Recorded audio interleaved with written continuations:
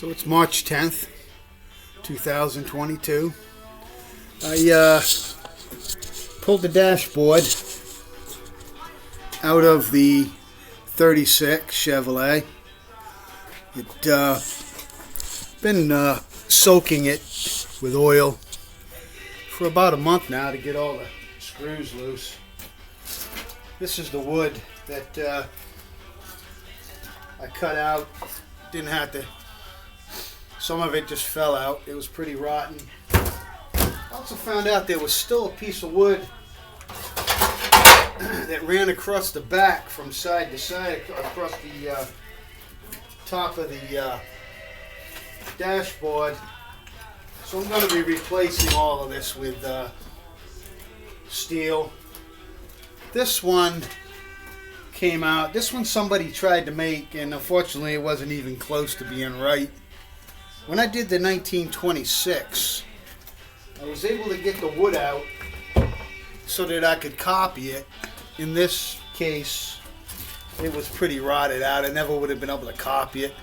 And I wouldn't want to anyway. I don't want wood in here. I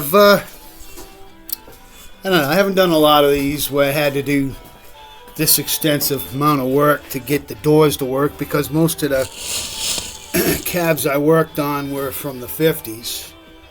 But when you get back this old into the 30s, so what I did was I have a piece of angle iron that I slit on the sides, because this has a contour.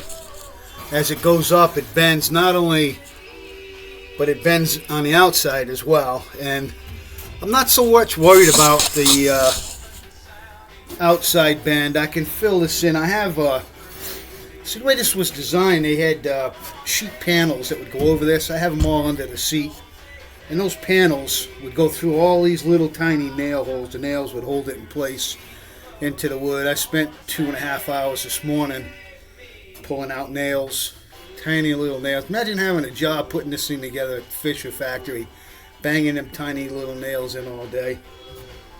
But apparently they kept them there. I mean, if I had bought a 36 Ford, I wouldn't be dealing with any wood, I can tell you that. I guess Fisher wanted to keep the wood guys around until they retire. They started in 1918 building wood bodies and carriages and things. And you can see the above this. It's quite a bit of rust up there. I've been oiling those screws up above too. I got to get this. I got to get this panel off, and it's got screws across the bottom. So I've been putting oil down. And that way I can get to the hinge on the window and get that working properly. Pull it up, replace some gasket material in there. This is a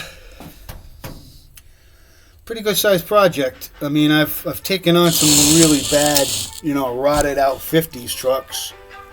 But this, when I start getting in like the 20, when I did the 28, that was the first time I ever did anything that old. And I fooled around with a few of these older 30s trucks, but they weren't as bad as this. So I was able to just basically, get them running and move them on. And again, I was just selling them anyway. I wasn't trying to restore them. So, all right, guys, you see what I'm up to. I figure this is going to take me every bit of a week to get the doors hung properly. So I'll do an update. Talk to you later.